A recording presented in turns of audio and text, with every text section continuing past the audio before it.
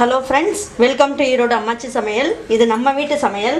இன்னைக்கு நம்ம பார்க்க போறது மட்டன் சுக்கா. நம்ம குக்கர்லயே எப்படி ரொம்ப ஈஸியா பண்ணலாம் அப்படின்றத பார்க்கலாங்க.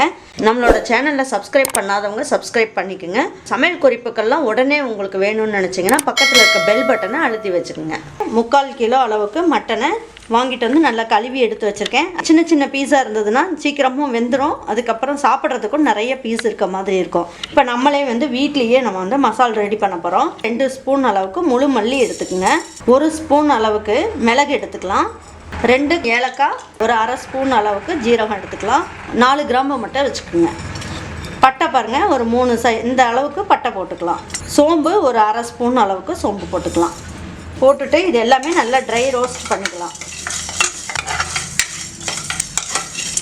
இந்த மாதிரி வறுத்து செய்யும் போது மசால் வந்து நல்லாயிருக்கும். சுக்காவும் வந்து நல்ல டேஸ்ட்டாக கிடைக்கும் நமக்கு.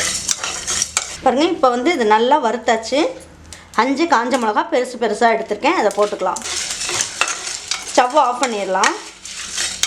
2 இனுக்கு கருவேப்பிலை எடுத்து இதிலேயே போட்டு ட்ரையாக வறுத்துடலாம். என்ன பண்ணலாம், ஒரு பாத்திரத்துக்கு மாற்றிக்கலாம். ஆறுனதுக்கப்புறம் மிக்சியில் போட்டு நல்லா பொடி பண்ணி எடுத்து வச்சுக்கலாம். இப்போ இதுக்கு தேவையான அளவுக்கு நல்லெண்ணெய் ஊற்றிக்கோங்க. நல்லெண்ணெய் ஊற்றிட்டிங்கன்னா டேஸ்ட் வந்து ரொம்ப நல்லாயிருக்கும். ஒரு பிஞ்ச் அளவுக்கு ஜீரகமும் கடுகும் எடுத்து வச்சுருக்கேன், இதை போட்டுக்கலாம். கடுகு நல்லா பொரிஞ்சிருச்சு. இப்போ 1 இனுக்கு கருவேப்பிலையை நல்லா கழுவிட்டு இதில் போட்டுக்கலாம். 100 கிராம் சின்ன வெங்காயத்தை நல்லா கட் பண்ணி எடுத்து வச்சுருக்கேன், இதை போட்டுக்கலாம். மட்டனுக்கு தேவையான அளவுக்கு உப்பையும் போட்டுடலாம். இந்த கிரேவிக்கு தேவையான அளவுக்கு கொஞ்சமாக மஞ்சள் தூள் போட்டுக்கலாம். இஞ்சி பூண்டு பேஸ்ட்டு 1 ஸ்பூன் அளவுக்கு போட்டுக்கலாம்.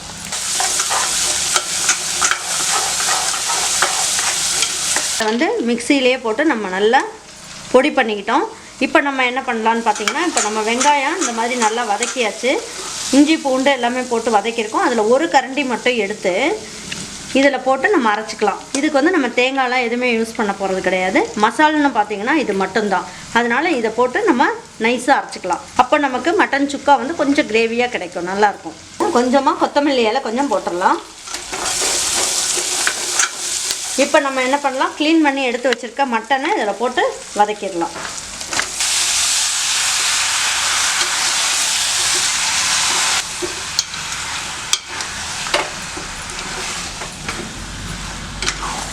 இந்த எண்ணெயிலே போட்டு நல்லா வதக்கிட்டோம். மட்டன்லாம் நல்லா சுருண்டு நல்லா பெருசு பெருசாக வந்துருச்சு பாருங்கள். இந்த மசாலாலாம் எடுத்து வச்சேன் இல்லைங்களா, நல்லா தூள் பண்ணி கொஞ்சமாக தண்ணி ஊற்றி நான் அரைச்சி வச்சுருக்கேன் பாருங்கள். இந்த அளவுக்கு நைஸாக அரைச்சிக்குங்க. இப்போ நம்ம என்ன பண்ணலாம், அரைச்சி வச்ச விழுது இதில் போட்டுடலாம்.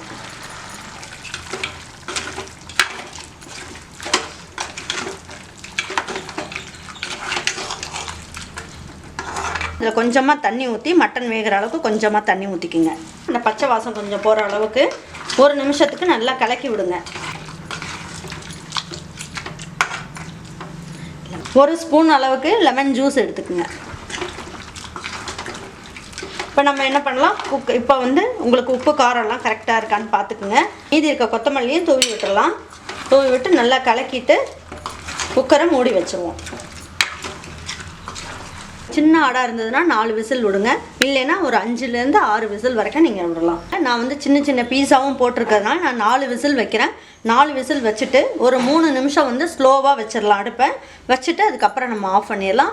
செஞ்சுட்டு நான் உங்ககிட்ட காட்டுறேன். பாருங்கள், இப்போ ரெடி ஆகிடுச்சான்னு பார்ப்போம்.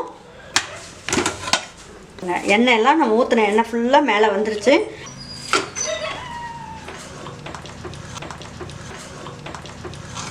மட்டனும் வந்து நல்லா சாஃப்டாக ரொம்ப நல்லா வெந்துருச்சு.